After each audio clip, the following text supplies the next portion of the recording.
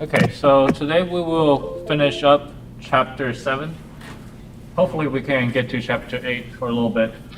Let's see how much time we have left. So your quiz 7 will be available tonight, and the syllabus was updated, just some dates on when you will turn in the quiz. It's not very important, some minor details. So reference letters, how many of you know what this is? Okay, so when you apply for jobs, grad schools, you need that, right? Okay, so who should you ask for going to grad school well, meaning I'm going to talk about grad school. So you should find someone who knows you well. For example, if you ask me and you haven't been talking with me, I wouldn't know you that well, and I won't have a lot to say about you. That might backfire, right? So if the person who's trying to hire, they see you finding a guy who doesn't really know you, they will assume that you don't have a lot of connections, right? So make sure you find someone that knows you well. And then people with prestige carries more weight. So me versus the professor's words will carry more weight than mine. So try to find someone who's important in your position. So how to approach instructors if you want a reference letters. So you should first introduce yourself. They usually teach a lot of students. They might not remember who you are, so remember, introduce yourself, and then try to build up the relationship. For example, you can ask questions in class, after class, go to their office hours. Make yourself stand out in a good way and memorable. Don't make yourself annoying, or I don't know. Just make sure you build up a good relationship with the professor or whoever you want to get a reference letters from. Also, you make sure you give enough time for them. Don't ask them to write your reference letter and tell them that they need to finish within 2 days or 5 days. Usually we will give them 1 to 2 months to write the reference letters. So make sure you start early if you're asking this. If you ask them like the week before, usually they hate it. They don't want to write it. They don't want to write this for you. Again, letter or email. We kind of talked about this last time, right? Be professional. Maybe use howdy, maybe not, depending on the professors. So you know that a lot of professors or grad students, they are not from Texas, so they don't use howdy in their emails, right? Also, basic format is in the syllabus. You can use that, but if you want to be more professional, go online and search for a template. Okay, so today we will finish chapter 7, memory, and we're going to talk about memory loss and forgetting. So why do we forget? Transience, also known as decay, this is forgetting over time. So this is normal. We forget things. So Herman, he developed this forgetting curve back in 1880s. So what he suggests is that we tend to remember things in the beginning. Let's say when you hear something and you can remember 100%. Just for example, usually we can't process 100% of the information, but let's say you can remember 100% at the beginning. And then 20 minutes later, you can only remember about 60%. An hour later, you probably remember 50%. And then 9 hours, by the time you get to 9 hours, you only remember like less than 40%. And then it kind of becomes stable after 9 hours. So we have this big drop within the first 9 hours when you hear something. That's why you should always review what we talk about in class right after. Don't wait until the day after. You're going to forget a lot of things that we talk about in class. So if you can spend, let's say, 30 minutes after our class within the 9 hours gap, you will have a much better memory rate on remembering the material, and it will be more efficient for you guys. Okay. So interference. This is when our storage or our retrieval of the process is impaired. And there are two types of interference. First, we have proactive interference. This is when our old information hurts our recall of our new information. For example, it is hard to remember the rules of a foreign language, Spanish for you guys, when you try to learn it because you already know English. So this is your old information, English, your native language, is hurting your recall for your new language, which is Spanish in this case. Okay? So that's proactive interference. We also have retroactive interference. This is when the new information is interfering the recall of old information. So it's the opposite. For example, you forget how to make an old recipe and mixed up with the new recipe you just learned. Right? So that's retroactive interference. Any questions? Besides, the term could be a little bit confusing. Good? Okay. So, why do we forget? Another reason is absent-mindedness. This is when the lack of attention that results in memory failure. For example, when I'm speaking here, and then you're trying to copy what's going on the slides, you might miss what I say. Right? So that's absent-mindedness. Your attention is on something else. Blocking, this is the failure to retrieve information that is available in memory. One example would be the tip of the tongue. That's when other memories around the target memory are activated. Can someone explain what the tip of the tongue means, or an example of it?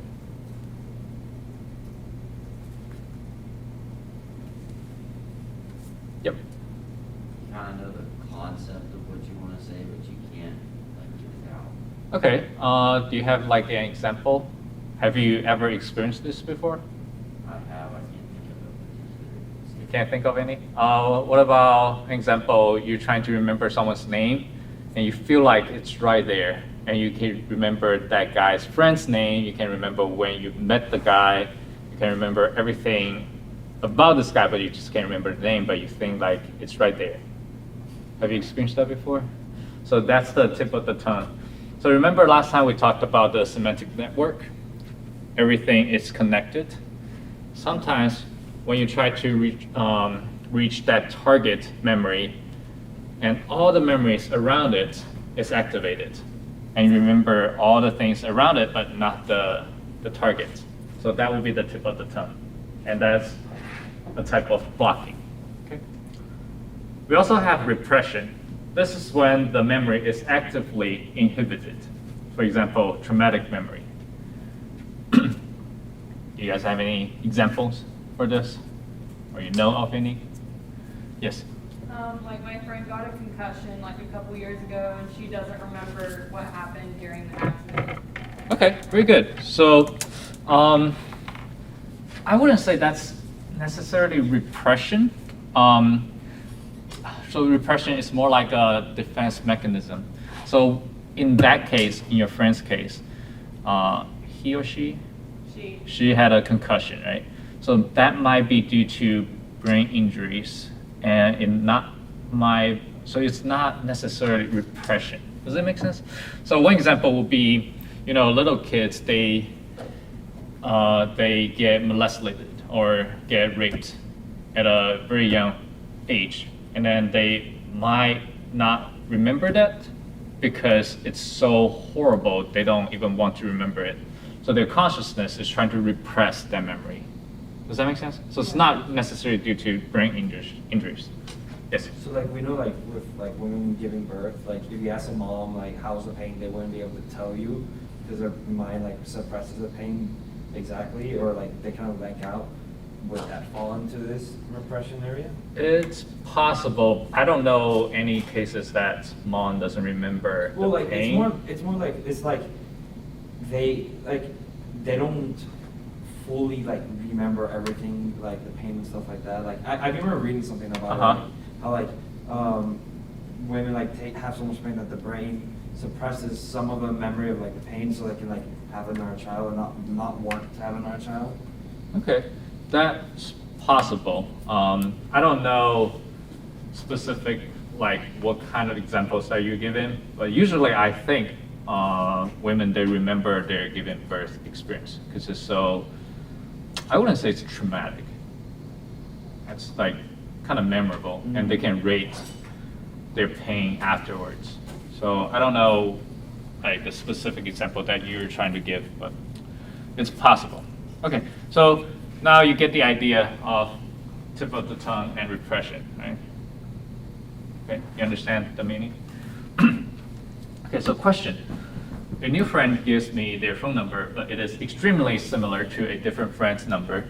And when I try to remember the new one, I sometimes get it confused with the old one. Which interfering is this? A? Okay. Proactive. So it's so it's old memory interfering new memory, right? Okay. Sometimes it takes me a while to try to get it right. So very good. So A. I have learned and used a new cookie recipe for years, but now I cannot remember the ingredients in an old cookie recipe. What kind of interference is this? B. Okay, so B, it's new memories interfering with old memories, retroactive. Okay, very good. Okay, so why do we forget? We also have amnesia. This is the inability to remember events for a period of time, often due to brain injuries, illness, or the effects of drugs or alcohol. So this is not normal compared to just regular forgetting, right? So memory decay is normal, but amnesia is not. We have anterior gate amnesia. This is the loss of events after the injury. Usually, the injury is due to a hippocampus damage. Okay? Do you remember hippocampus is associated with memory? And how do you remember that? Yeah. Yep. Yep. So HN had his hippocampus damaged, and also campus relating to memory.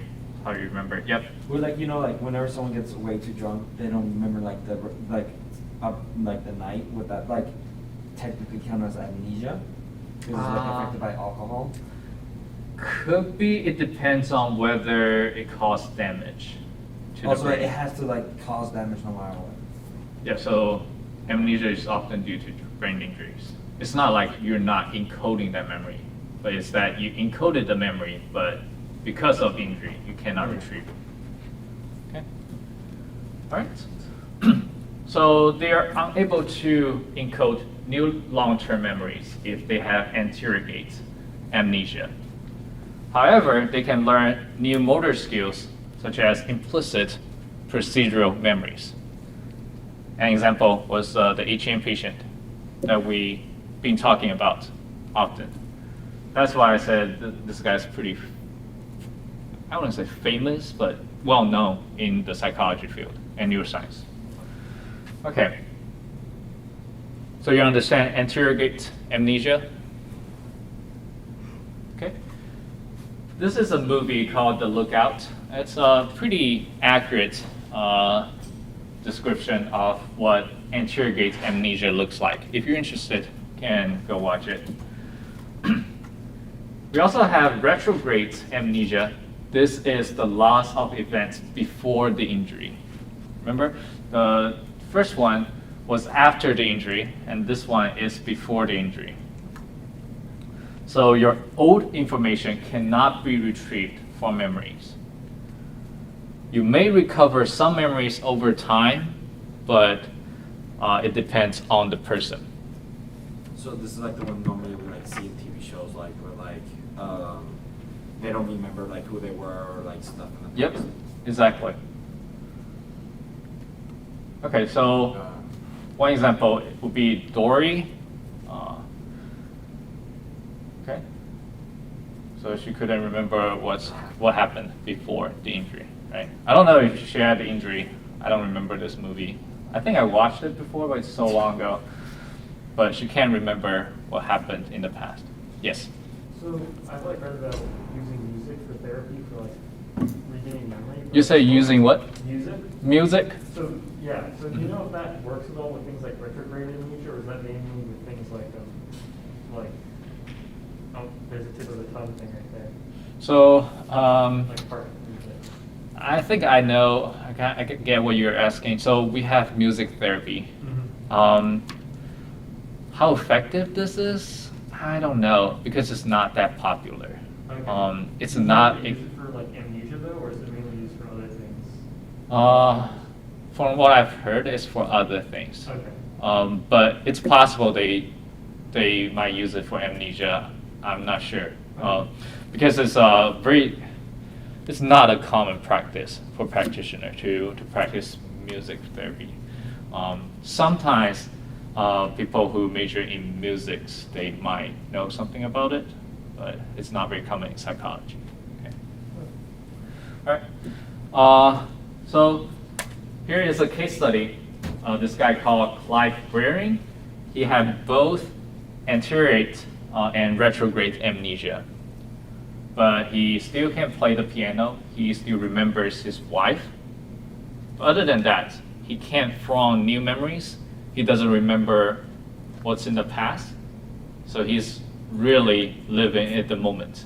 So it's not like a joke, but it's kind of sad. You have only memories for like 10 to 20 seconds. It's like a fish, right? You just can't remember anything. And that really influenced the person's identity. Like, are you still who you are, or do you even know who you are?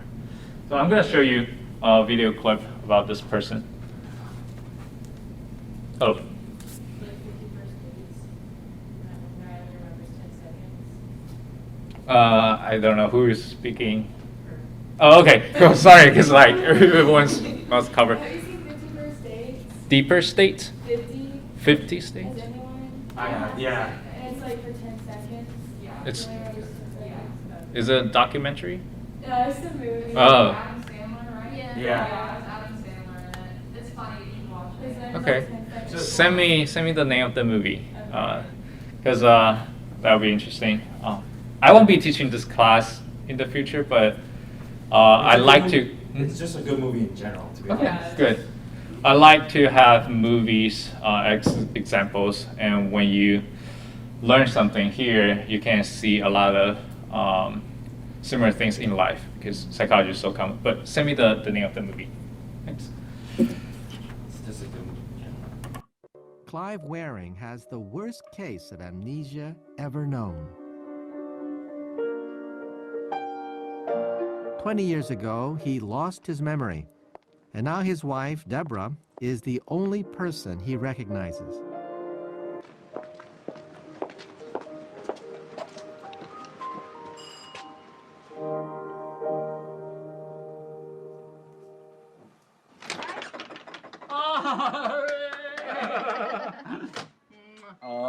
Clive really only has less than 30 seconds memory.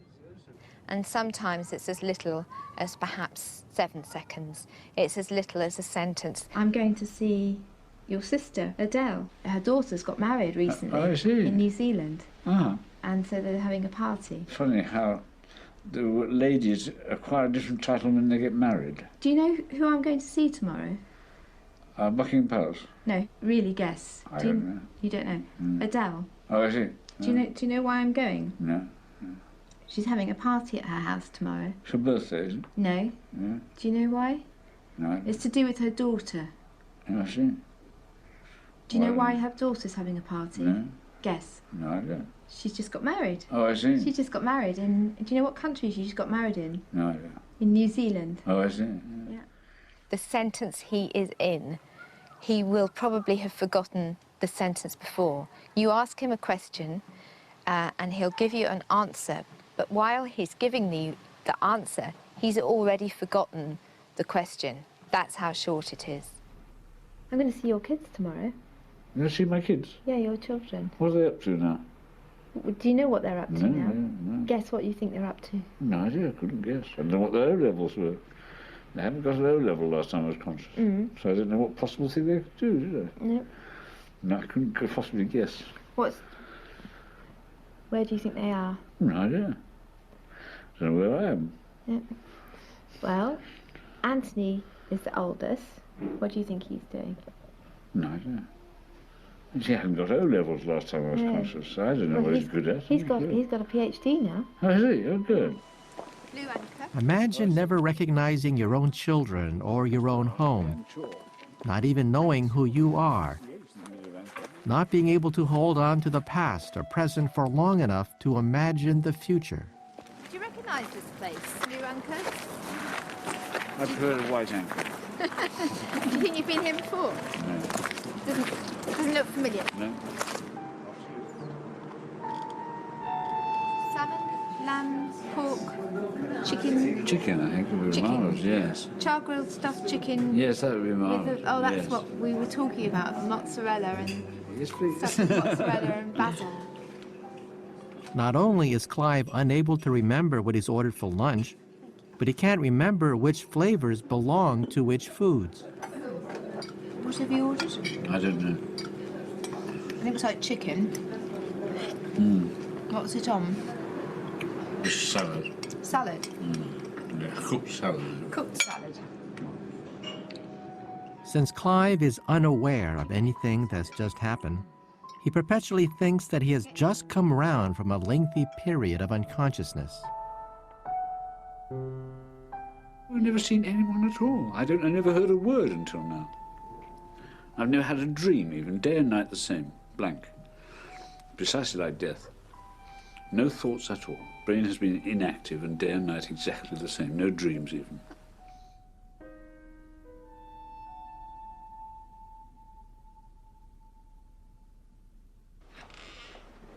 Every time he sees Deborah, he believes it's the first time in years.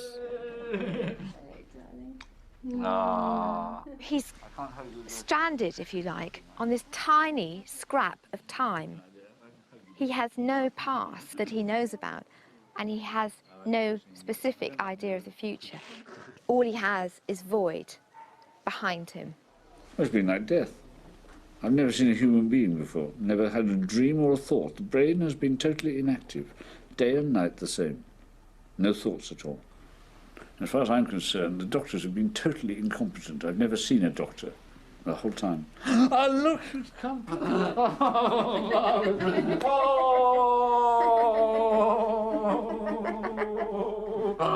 Oh, you're wonderful. That was a very musical kiss. I'm dizzy. I don't know which part of the room I'm standing in. Can we dance? Okay. So you kind of get like what it looks like we're having. It's pretty sad. And so what type of memories is he having trouble with? Episodic? Semantic? Procedural? Episodic? Definitely episodic. Do you think he also have trouble with semantic? Yeah? Because he doesn't know who his kids are, right? Those are facts. But he does remember his wife. Yeah, only his wife. So he's having trouble with both. Okay, very good. Any questions? Question mark. Good? Okay. So I'll show you a clip and name the amnesia. Tell me, is it interrogate, great, or retrograde? He has the skills Stop right there! of a dangerous man. I need to know what went wrong. I think he snapped. But he has no memory. we don't take care of this, we will both burn. It's trained, conditioned, built to disappear.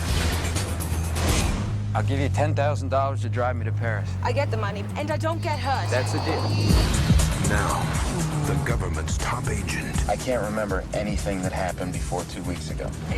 Amnesia? Yes. is about to become their #1 target. What's in Paris? It's a name, Jason Bourne. Let's see if the Paris police can find him for us. And the only way he can survive Talk a lot.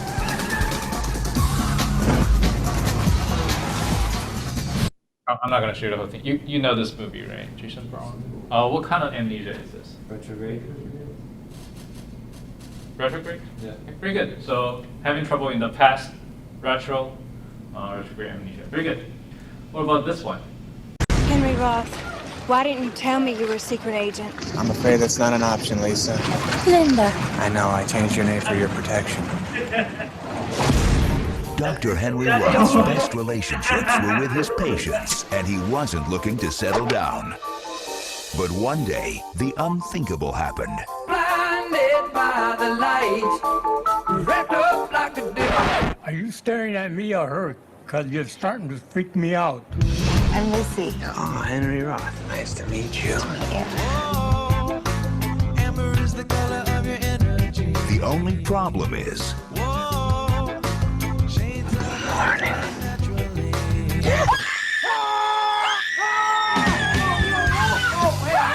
What is going on?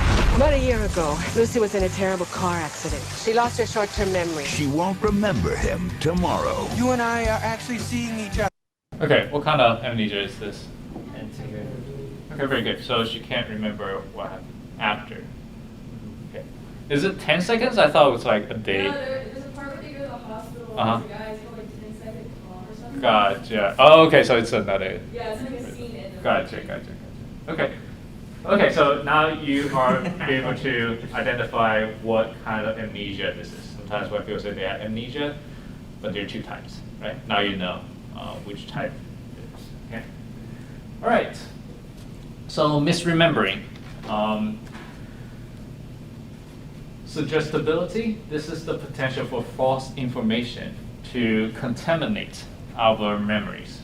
For example, when we ask a witness to seeing someone in a suspect lineup and being given motivated or biased comments from the officer may cause the victim to form a memory of the suspect committing the crime even if they in fact didn't. So let's say I show this witness a group of people, and then in this group of people, one by one, I describe to the witness, I said, okay, this man, or I'm gonna be a little bit descriptive. This muscular, tall, rough man was here, and then this girl, and then this gentleman.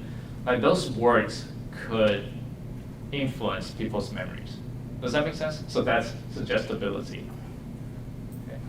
I don't know if that's a good example, but do you get the idea? Okay, good. And then we also have false memories. This is the memories that people believe but didn't actually happen. And confidence is not related to accuracy. Sometimes, I don't know if you experienced this before, but you are certain that this happened.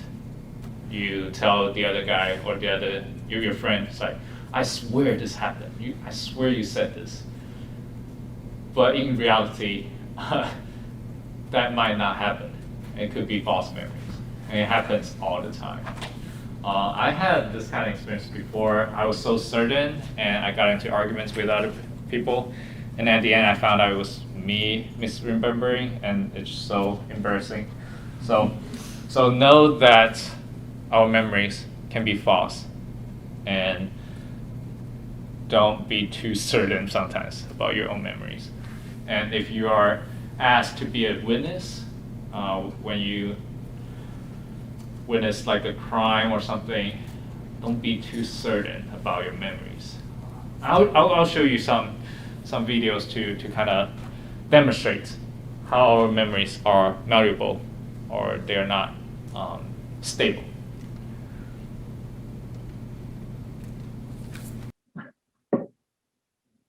Can you go so far as to suggest an entire memory of something that never happened?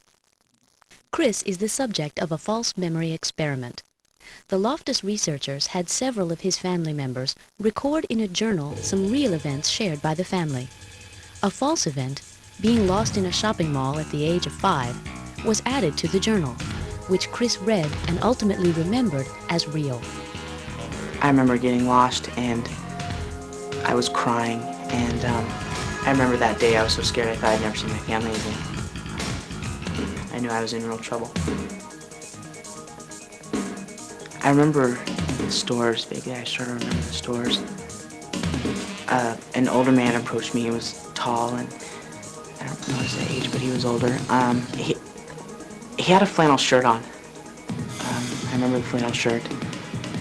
And I remember my mom told me never to do that again. Well, in terms of Chris's memory, there was no man, there was no flannel shirt, there was no mother who said, don't ever do this again. Using deception in psychological research is a controversial but sometimes unavoidable practice. When the Loftus research team informed Chris that they had implanted a false memory, they followed a debriefing procedure designed to minimize any distress that participating in the study might have caused. If there were 3 words that I would come up with to describe what memory is, I would say memory is suggestive, it's subjective, it's malleable. Okay, so that's an example of how memories can be manipulated. I'm going to show you how psychologists manipulate people's memory and how do they implant a false memory.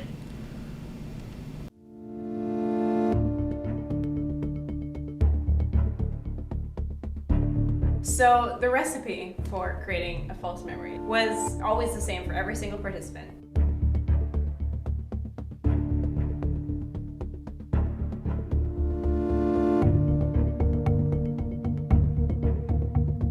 I've gained their trust because I've introduced this event that they know happened, that they have all this vivid memory for quite often. And so now I give positive reinforcement and say, you did such a great job. Let's hope you have as many details for the next event.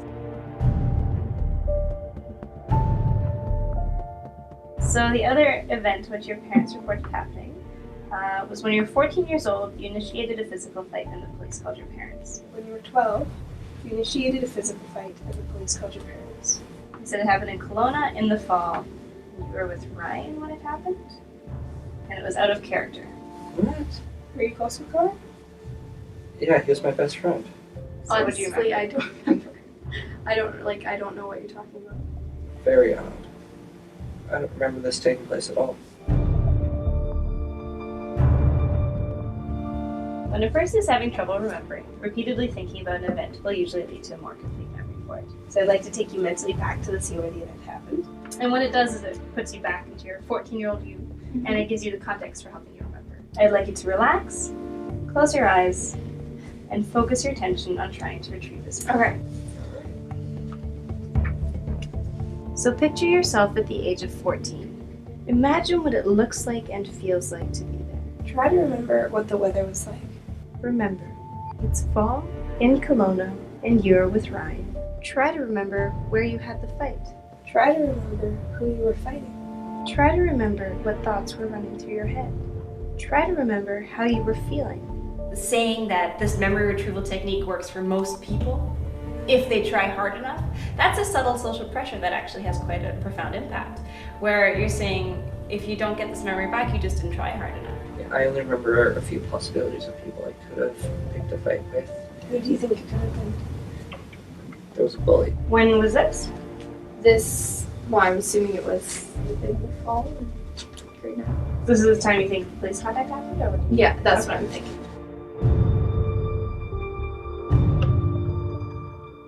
I just felt this uncontrollable rage. Okay. Everything just let loose. There was this strength, this energy that I had never felt before. The cops showed up and we were kind of having a maybe like a verbal kind of fight, and then it kind of maybe got to a push. And then at that point, there was kind of cops coming. They had strung themselves out of real pieces of real places and real people, but in a way that just never actually happened. What do you guys think? That's weird. That's scary. Kind of scary, right? Yeah. To be honest, I sometimes do this to my girlfriend. Just to avoid arguments. Sometimes she will say something bad, and then I will just try to. So you don't actually need all those steps. Sometimes when you are confident, you say, "You definitely said that," and then if you're confident, they will believe you, and then they will be like, "Okay, maybe I did," and then you can just avoid the whole argument. Don't use it in evil purposes, but just know that a lot of things about human memories are not credible. Like, you can manipulate it. Next, I'm going to show you how this can affect in real life in court cases. Oh. Wait, they fight in court? Yep. 57-year-old George Franklin has spent the last 6 years in prison for murder, sentenced to life based on the memories of his own daughter. And this testimony. And I had the memory of my father with a rock in his hands approaching Susan Nason. He had both of his hands above his head. The case was a first for the controversial use of so-called repressed memory testimony. In 1989, Franklin's daughter Eileen testified that she recovered a 20-year-old memory of the murder of her childhood friend, an 8-year-old girl. Are you guilty of the crime that put you in here? No. Eileen Franklin said she repressed her memory of the murder out of fear. But now her testimony is suspect. Eileen's sister revealed only recently that Eileen's recovered memory had followed hypnosis, making it inadmissible in California. Prosecutor James Fox. And she also claims that the psychiatrist told her that she had been hypnotized. With Eileen no longer a credible witness, prosecutors say there is not enough evidence to try him again. The daughter's credibility was also questioned when she accused her father of yet another murder. He was never charged, and recent DNA tests cleared him. Today, George Franklin goes free, and the 27-year-old murder of a child is again unsolved. Okay, so that's why I think memories should not be used as a hard evidence in court cases. Maybe it's useful information, but a lot of times it's not accurate. Yes? What if, like, some say that, like, numbers will win it? Like, so say 3 people say they saw the murder happen. Would you, like, see that as credible? Or? So are you saying 3 individuals? It didn't sound like, to me, like, she was like, yeah, I retrieved this old memory. Like, that obviously, like, to me, like, you didn't know it and you didn't know it at the time, but, like, retrieved old memory just doesn't sound credible. But, like, say there were 2 other girls that finally came forward and said that they were there and they saw it happen too. I would believe that, maybe. So if 3 people individually, separate, talking to the police about the same information at the same time, that might be credible. But if 2 other girls saw the news and then go to the police, oh, because I saw the news and I remember this, I don't think that's credible. Yeah, I don't think the way she was saying in the beginning, like, I was a therapist and I retrieved this memory, and I was like... Yeah, so a lot of interrogation too. They try to make the suspect to confess. A lot of technique that they use is they're putting pressure on the people. It's like kind of about ethical question. Should we do this? Like, it saves a lot of money if the suspect just confess. We don't need to do interrogation, going through court cases. But is it ethical or is it accurate? We don't really know, right? So it's a very complicated situation. I'm gonna have another discussion. We have some time today. So some types of mismemory, we have constructive processing view of retrieval. That's when a memory is retrieved, but it is altered. Okay? So you remember some, real information, but you altered it to suit what you think or to suit what other people want you to believe. We also have memory misattribution. This is our misidentification of the origin of a memory. Sometimes you might remember something, but that might not be your memory. Maybe your friend keeps telling you about this and then you feel like you experienced this. Or you get this information from the source and it's actually from another source. So that's memory misattribution. We also have hindsight bias. We always say, I knew it all along. When I tell you something, you'd be like, yeah, I knew that. But did you? If I didn't tell you, I asked you a question before, you might not know how to answer. So that's the hindsight bias. You think that you knew it all along. And then we also have the misinformation. That's the influence of misleading information to alter your memories. Okay? You just need to understand what they mean. I don't think I will ask you to identify them in the exam, but make sure you know what it means when you see those terms. Okay? Right, we still have some time. Let's do a discussion. So how many of you know the Brett Kavanaugh case?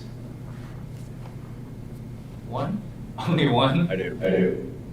Oh, okay. So 2. This was like 3. This was like super big. 2 years, a year ago, 2 years ago, right? About 2 or 3, I think. Okay, about 2 years ago. So basically what happened was, I think he's like a judge in Supreme Court or something? Supreme Court justice who was appointed, but a bunch of people didn't want him to be. Yep, and then a woman, a doctor, accused him raping her 20, 30 years ago. I'm going to show you the hearing. Okay, I'm going to show you the hearing real quick. I remember hearing about it now, like the context of it. Yeah, okay. And then you tell me what you think. I am here today not because I want to be. I am terrified. I am here because I believe it is my civic duty to tell you what happened to me while Brett Kavanaugh and I were in high school. I've never sexually assaulted Dr. Ford or anyone.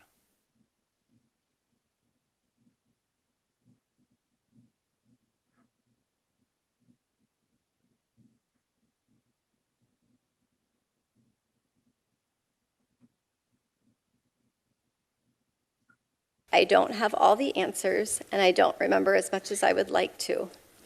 But the details about that night that bring me here today are the ones I will never forget. They have been seared into my memory and have haunted me episodically as an adult. I was pushed onto the bed, and Brett got on top of me. He began running his hands over my body and grinding into me. I yelled, hoping that someone downstairs might hear me, and I tried to get away from him, but his weight was heavy. Brett groped me and tried to take off my clothes. He had a hard time because he was very inebriated, and because I was wearing a one-piece bathing suit underneath my clothing. I believed he was going to rape me. I tried to yell for help. When I did, Brett put his hand over my mouth to stop me from yelling. This is what terrified me the most and has had the most lasting impact on my life. It was hard for me to breathe, and I thought that Brett was accidentally going to kill me. Both Brett and Mark were drunkenly laughing during the attack. Okay, so do you get the basic idea? Yeah. Okay, so what do you guys think? Like, should you... I'm not going to ask you leading questions. Just tell me what you think. It's like, with knowing that this came up like after like he became Supreme Court and there's like people against it, and after like what we just learned can be like an example of like false memory, and we saw an example with like the father and the daughter. Mm-hmm. So that is possible. But like, I have a question, like, even if it's false memory, can there be emotions tied to those false memories that make it seem even more real? Like, you can hear the lady like on the edge, like about to break into tears. Okay. So like, are false memories like even that strong that can actually cause emotions, like false emotions kind of, to be combined with those false memories? Okay, to that question is yes. So, Okay. because false memories, if you actually believe it, it's not false to you, it's real. And that also ties to like emotions, but we'll talk about that later when we talk about emotions. Sometimes people can fake emotions, and how do you identify emotions using facial expression. But we don't have time to go over that, but let's stick with memories. Okay, so that's what you think. Any other thoughts? I think we still have about 4 minutes. I don't know who goes first. You go first. I mean, obviously, it's not like you can just disregard her like statement and her recollection of it just because. I mean, even us, we've kind of been suggested with this that we should try to deny or we should try to be more suspicious of these types of memories. So I feel like we still need to believe that it could be true, but there's not. I don't feel like there's enough discernible evidence to state that it did happen or if it didn't happen. Just because it's like taking an agnostic belief on it, because I don't feel like we can just take memory as an account, but we also can't disprove it either. Very good. So what we just talked about memory can be manipulated, could be biased to you, right? You just learn about it, and now you think, oh, memories can be manipulated, and a lot of things that we remember might not be real. So yes, I agree. I also agree that we shouldn't just believe what people say, or we should just dismiss altogether. That gives me this conclusion, not conclusion, but this is how I think. You shouldn't wait until so long that the evidence is not even there anymore, and then you talk about it. It's just not gonna be good for you. I know it could be traumatizing. You don't want to deal with it at the time. Both men and women, they can get raped. They can have traumatic experience. But if you know this, if you learn about this, you know which one, what action is better for you overall. So yeah, I'm not saying that we should victim blaming, but to make things a little bit easier for you and for the justice system is to report right after, right? If you know your friend is hurt, you might not have the duty or responsibility to report, but maybe you should kind of give them mental support or emotional support to tell them what's best for them, okay? After knowing this. You go ahead.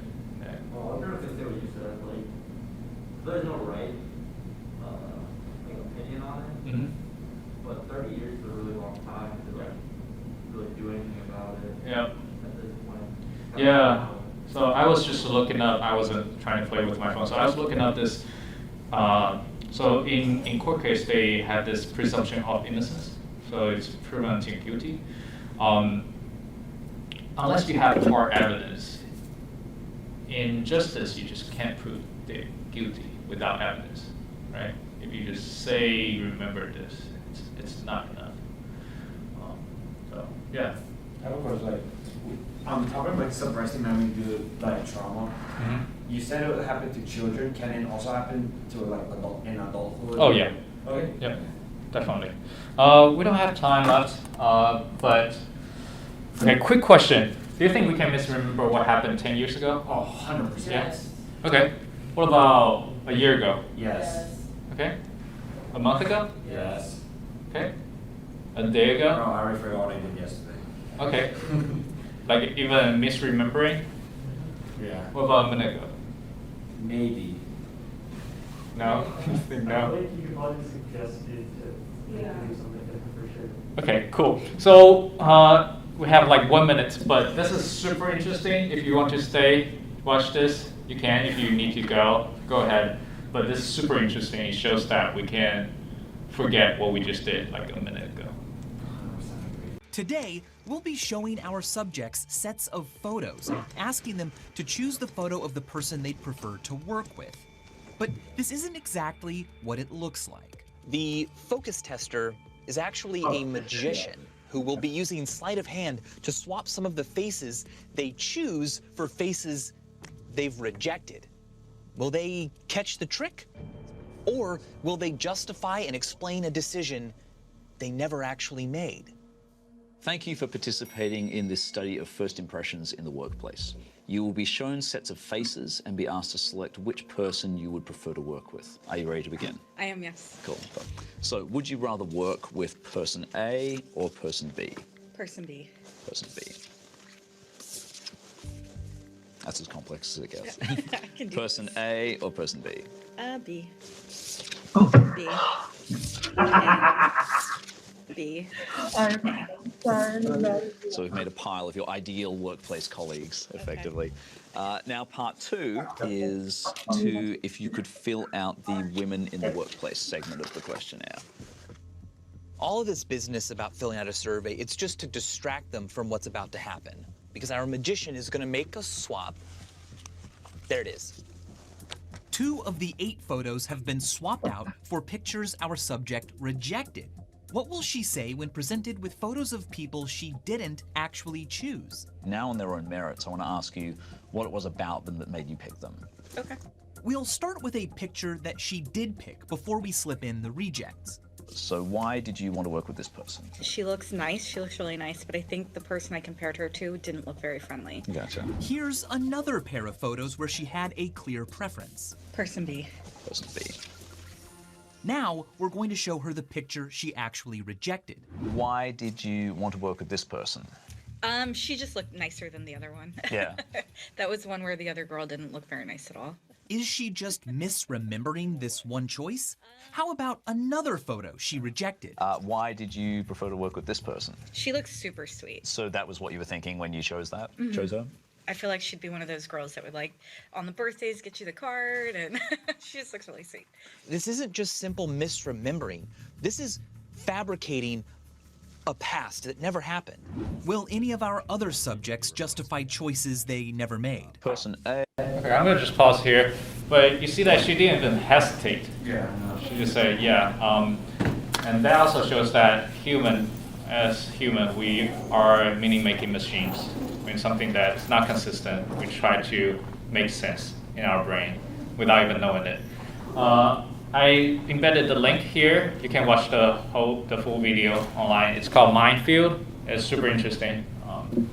But yeah, that's it. Have a good weekend. Thank you. Thank you. Thanks.